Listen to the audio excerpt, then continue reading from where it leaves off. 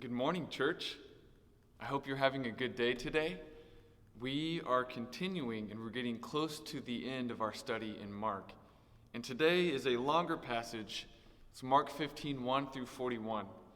And honestly, this is one of the most important passages in the Gospels, but it's also probably the hardest to read because it's having to do with Jesus' trial, his crucifixion, and just how he was treated by the government and by the people. So I'll say before we get into it, our walk with him should not be solely based on the guilt, knowing what he went through for us, but we should also never forget it. Whenever we look at the cross, we know how much he loves us and what he went through for us to fulfill and to redeem all of creation in each and every one of us. So let's begin reading in Mark 15. We'll begin in verse 1.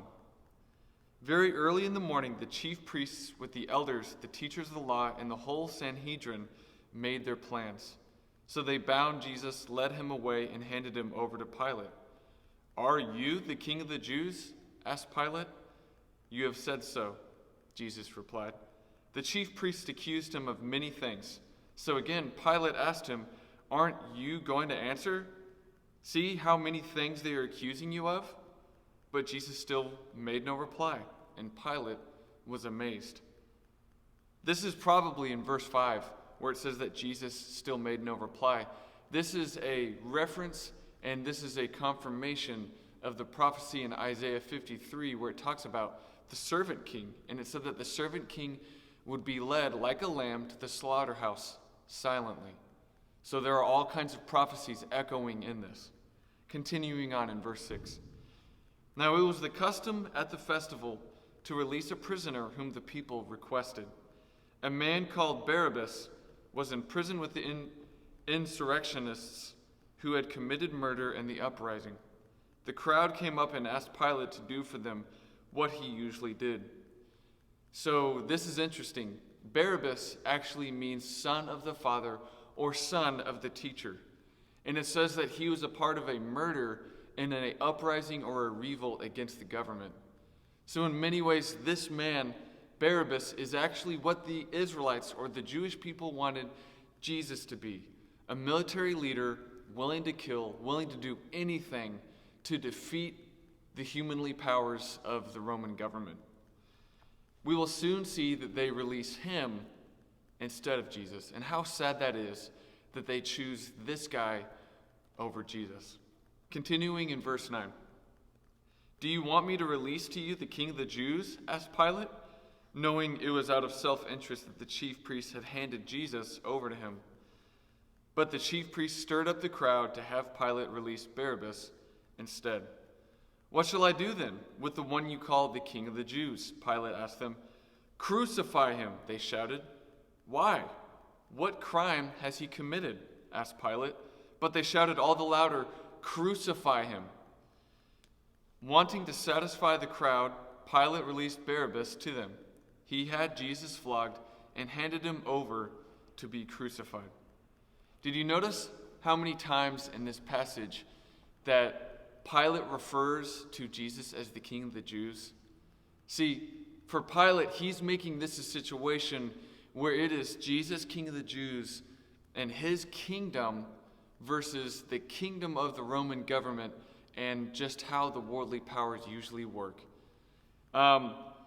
He knows that really in the grand scheme of this situation that Jesus doesn't stand a chance against the powers of the Roman government. And for him, this is just another day. He's just another person that he has to deal with. He's another stirring amongst the people that needs to be put down. So, we see that Pilate, he doesn't even find, and he can't think of anything that Jesus has really done all that bad, but he doesn't want to cause any more of an uprising or kind of a stirring in the crowd. So he just gives Jesus over to them to be crucified. Really, the only thing that Jesus has done wrong, it's not even a sin, it's nothing against God, But all he did that caused the people that were once celebrating him just a little bit before when he entered the city is that he challenged the temple, he challenged the way that the temple worked, and he called them to follow him and to honor God with their lives a little bit more. And they didn't like that. Not one bit. See, in this scene, we see that when people are challenged, when people are put in a spot that they need to grow, usually we get defensive and we get stubborn and then we get angry. Something else that we see is that whenever we are angry, whenever we are stubborn, whenever humanity gets approached with something that needs to change, usually we are slow to change. We are slow to opening our eyes to a situation, and we choose to see everything the way that we've already made up in our minds. Whenever Pilate asks, what has he even really done? All they do is say, crucify him. They yell it louder and louder and louder. They don't even care. They won't even reconsider. They don't like that this guy, Jesus, didn't do what that they wanted him to do, and that he was challenging them to follow God in a much better way than what they had been doing. Because really the temple had just looked like every other power structure where the rich and the powerful take advantage of those that are helpless and those that are in need. So let's keep reading in verse 16. The soldiers led Jesus away into the palace, that is, the praetorium, and called together the whole company of soldiers. They put a purple robe on him, they twisted together a crown of thorns, and set it on him. And they began to call out to him, Hail, King of the Jews! Again and again they struck him on the head with a staff and spit on him. Falling on their knees, they paid homage to him. They're mocking him. And when they had mocked him, they took off the purple robe and put his own clothes on him. Then they led him out to crucify him. This is just continued humiliation. This is continued mockery of Jesus. And they're saying, you're not a king. Your kingdom is a joke. You are nothing. The powers of the world, the Roman government, they're the true power. They're the true government. They're the true king. So let's continue in verse 21. A certain man from Cyrene, Simon, the father of Alexander and Rufus, was passing by on his way in from the country, and they forced him to carry the cross. They brought Jesus to the place called Golgotha, which means the place of the skull. Then they offered him wine mixed with myrrh, but he did not take it, and they crucified him. Dividing up his clothes, they cast lots to see what each would get. It was 9 a.m. when they crucified him. The written notice on the charge against him read, "The King of the Jews." They didn't even have anything to actually charge him with. It was just mocking him more and more and more. Interestingly, in this passage, I've always found it kind of random that they talk about this Simon guy from Cyrene. And it says that he is the father of Alexander and Rufus. And they actually think that it's a connection to Mark 8 whenever Jesus says that we need to take up one's cross and follow him. So Simon, he helps Jesus carry the cross. He joins the humiliation that goes against the world, and he follows Jesus and helps Jesus in what he's doing. I think that's a reminder for us as Christians that when we follow Jesus, we're not going to necessarily be praised by the world. In fact, we likely need to choose the humiliation or the criticism that goes with whenever you choose to do something different than how the rest of the world works. It also could be a potential link to Romans 16, where Paul is saying greetings to the people of the Church of Rome, and he mentions Rufus. Rufus is a really, really uncommon name for this time, so it might also it adds to the validity of the account of the Gospel of Mark, but it also is just connected to Romans, that this family, they were known for being the family that joined Jesus in his march to the cross.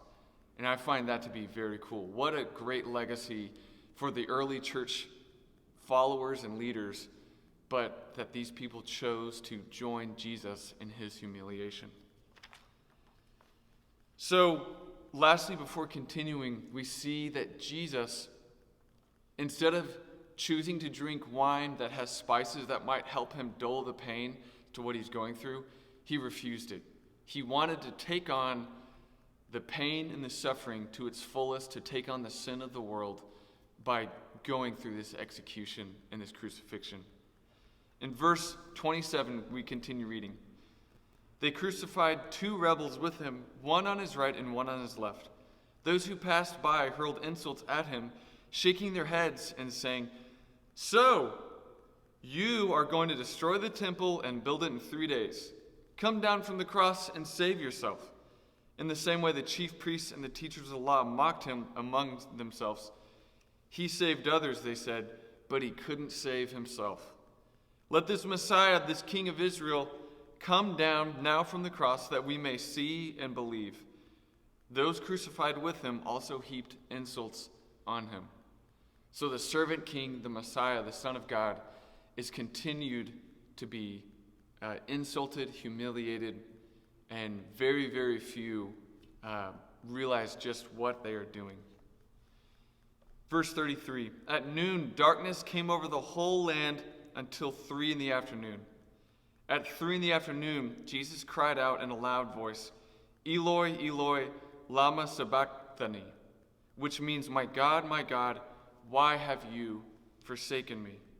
When some of those standing near heard this, they said, "Listen, he's calling Elijah." Some ran, filled a sponge with wine vinegar, put it on a staff, and offered it to Jesus to drink.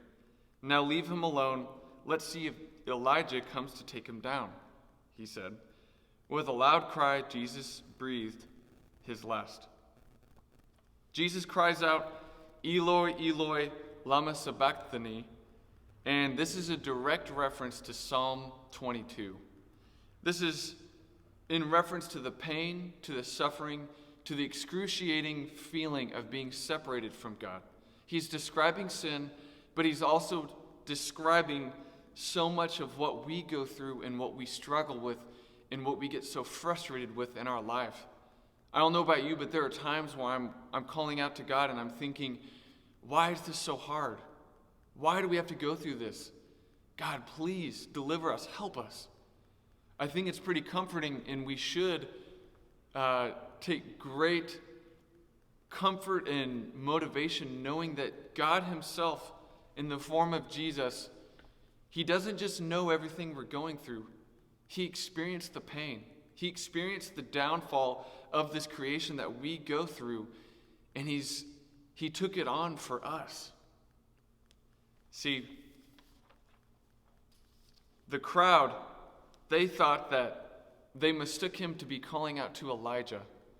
But as we saw in Mark 9, Jesus, he's only confirming more, and it's a confirmation whenever he says that Elijah does come first, and the true Elijah actually has come, and that's John the Baptist. And then he goes on to say in Mark 9, and we're seeing here, that the Son of Man must come and be rejected. And that's exactly what is happening. Verse 38, the curtain of the temple was torn in two from top to bottom. And when the centurion who stood there in front of Jesus saw how he died, he said, "Surely this was the Son of God." Some women were watching from a distance. Among them were Mary Magdalene, Mary the mother of James the younger, and of Joseph, and Salome. In Galilee, these women had followed him and cared for his needs. Many other women who had come up with him to Jerusalem were also there. Verse 39 is very interesting. This is where the centurion, he sees what happens, and he saw how he died, and he says, "Surely this man was the Son of God." Scholars differ on exactly what this means. Some, they think that it absolutely means that he was the first to confess and to understand who Jesus was and what just happened. Others, they take this to be kind of a sign of sarcasm, that because we see later in verse 44 that he continues to help Pilate. If he truly had confessed and said, "This is actually the Son of God," and been changed by it, they think that he would have left his post as centurion and not have helped Pilate. It's kind of hard to know exactly what Mark was wanting it to be, but kind of where I think for me, where I've landed, because really what I think Mark wants us to do is to wrestle with what the meaning is so that we can grow with God. Where I've landed is something along the lines of this. While the powers of the world knew who Jesus was, they wanted to destroy him. He was a threat to them. Those that follow Jesus, we struggle to identify him, and we aren't very good at trusting him. Yet he loves us. Yet he died on the cross for us.